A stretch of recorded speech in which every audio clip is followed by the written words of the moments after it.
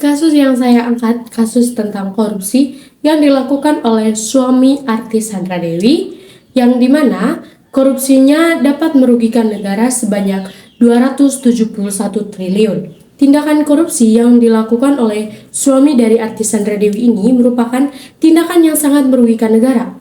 Korupsi mengakibatkan melambatnya pertumbuhan ekonomi negara, menurunnya investasi, meningkatnya kemiskinan, serta meningkatnya ketimpangan pendapatan. Korupsi juga dapat menurunkan tingkat kebahagiaan masyarakat di suatu negara.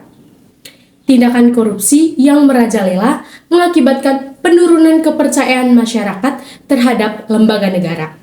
Korupsi menciptakan citra negatif terhadap pemerintah, yang dimana pemerintah merupakan salah satu oknum yang sering melakukan tindakan korupsi ini.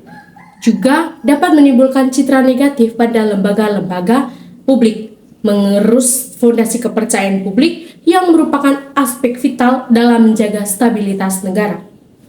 Tindakan korupsi juga dapat mengganggu dan juga mengancam kegiatan perekonomian di suatu negara. Hal ini terjadi karena korupsi memperbesar kesenjangan ekonomi dan menciptakan ketidakadilan sosial.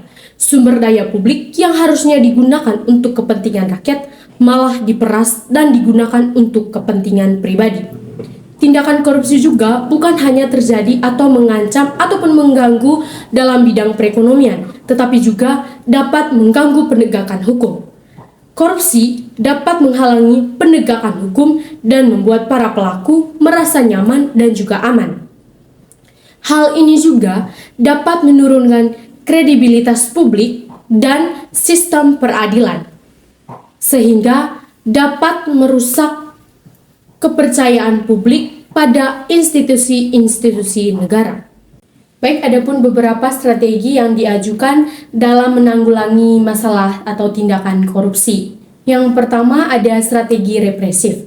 Nah, strategi represif adalah strategi atau penindakan tindak pidana korupsi di mana seseorang diadukan, diselidiki, dituntut, dan juga dieksekusi berdasarkan saksi-saksi dan alat bukti yang kuat. Nah, yang kedua ini ada strategi perbaikan sistem. Nah, strategi perbaikan sistem ini merupakan strategi yang dilakukan untuk mengurangi potensi korupsi. Nah, strategi ini dilakukan dengan cara kajian sistem, penataan layanan publik melalui koordinasi dan juga supervisi, pencegahan serta transparansi penyelenggaraan negara seperti monitoring dan juga evaluasi. Yang ketiga ada strategi edukasi dan juga kampanye. Nah, strategi edukasi dan kampanye merupakan bagian dari upaya pencegahan yang memiliki peran strategis dalam pemberantasan korupsi. Melalui strategi ini akan dibangun perilaku dan juga budaya anti korupsi. Edukasi dilakukan pada segenap lapisan masyarakat sejak usia dini. Lalu bagaimana peran kita sebagai pelajar dalam pemberantasan korupsi di Indonesia? Sebagai kontrol sosial, peran kita sebagai para pelajar, kita dapat melakukan peran preventif terhadap korupsi dengan membantu masyarakat dalam mewujudkan ketentuan dan juga peraturan yang adil dan berpihak pada semua rakyat, sekaligus mengkritis peraturan yang tidak adil dan tidak berpihak pada masyarakat saja.